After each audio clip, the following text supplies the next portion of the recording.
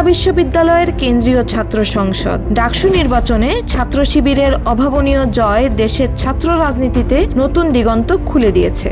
তাদের এই সাফল্য শিক্ষার্থী এবং তরুণ প্রজন্মের মধ্যে উদ্যম, নেতৃত্বের মনোভাব এবং সংহতির শক্তি প্রকাশ করেছে। শিবির দীর্ঘদিন ধরে ধাপে ধাপে নিজের পরিচিতি তৈরি করেছে।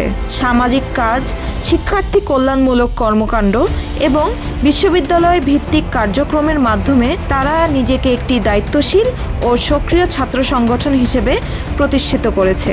আজকের জয় 4 দশকের পরিশ্রম ও সংহতির ফল।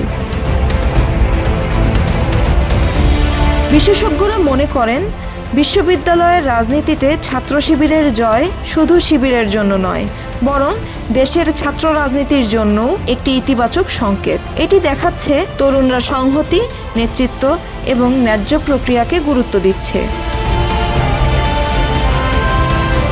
শিবিরের সাফল্য দেশের রাজনীতিতে ভবিষ্যতের জন্য নতুন দৃষ্টিভঙ্গি তৈরি করতে পারে।